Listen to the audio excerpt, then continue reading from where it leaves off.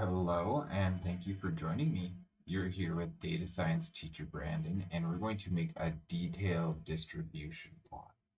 Okay, and if you've been using or playing around with data science for a while, machine learning or just data analysis, you'll know that distributions are really one of the most important things in understanding your data. Really, it will lead into so many things. It will give you so many insights. So this is really just a very important thing. So much more than really understanding what the data means in real life.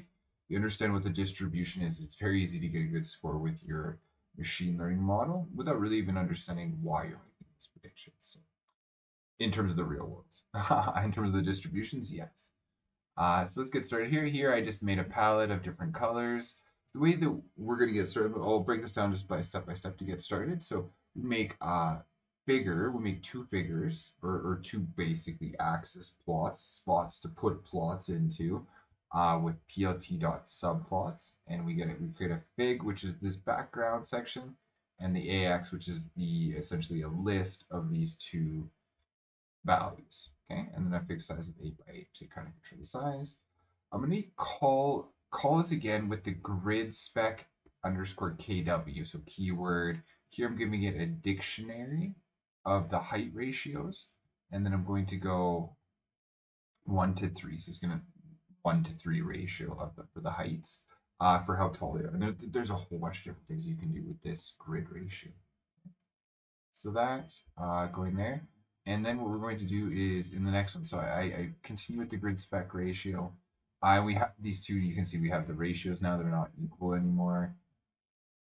To put our plots in right here, so I'm going to start with the top plot right here. We'll just start with the top section. We start with a boxenplot, putting a variable on the x-axis. We're doing a penguin data set today, so it's the skull width, but a continuous variable is the thing that we're concerned with here.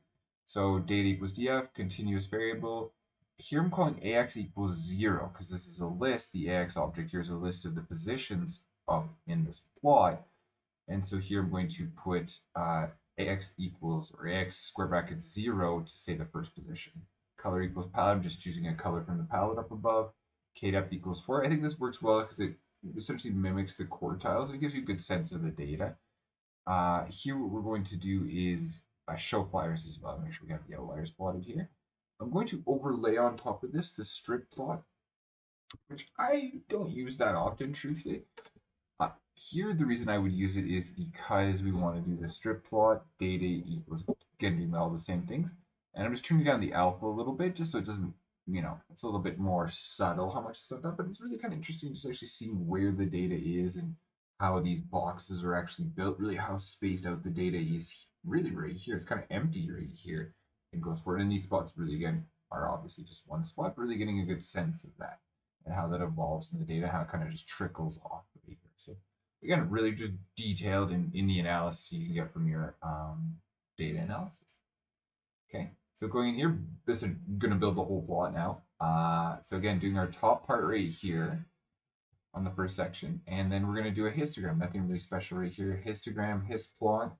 I'm going to then do a lower limit, an upper limit on the percent. So I do my histogram here. Maybe I should point out just a couple of things. In here, I'm going to AX equals to ax square brackets 1, so going to the second position here, putting my histogram into the second column.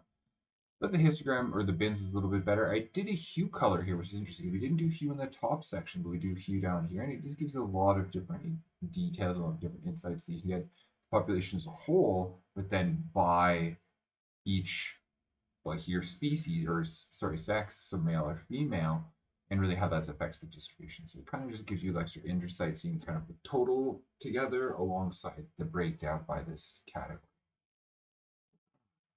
So here what we're going to do is next what we're going to do is we're going to plot the lower and the upper limit. We're going to define, sorry, next what we're going to do is we're going to define the upper and outer limits of the classically defined using the IQR.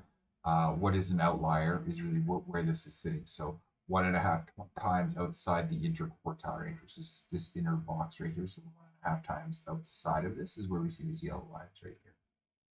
Okay, so to do this quick and easy, we're going to use NumPy. and we're going to give this a list of the 2 percentiles that we want. So we'll put in the either array or the series that we're going to use for our skull width.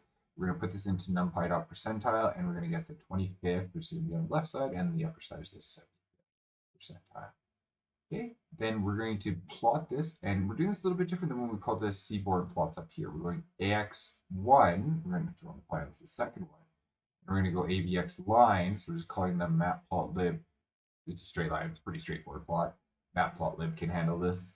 And so here what we're going to do is the upper limit minus the lower limit, so we create a positive value, times that by 1.5, and we're going to add that value to, so 1.5 times this interquartile range, this box right here, and then up right here, and we can do about 1.5 times, that makes sense. Okay, and I'm going to do line width equals to line width LW equals to 6, and y max equals to 0.8. So this is saying of a proportion of the total width of the plot, I want to go up 80%. So I don't want to go right up to the top. I want to go up 80% of the way. No, you go all the way up to the top. You can do whatever you want. But now you can control how high up it's going to go, and y min would be if you wanted to say start somewhere else. And doing the same thing then for the lower limit. Just noticing here I'm going upper limit plus this 1.5 times. Here I'm going lower limit minus this 1.5 times. So side right there. Okay, and here we get our detailed distribution plot of the penguin skull width. Okay, thank you very much for joining me today, and I will see you next time.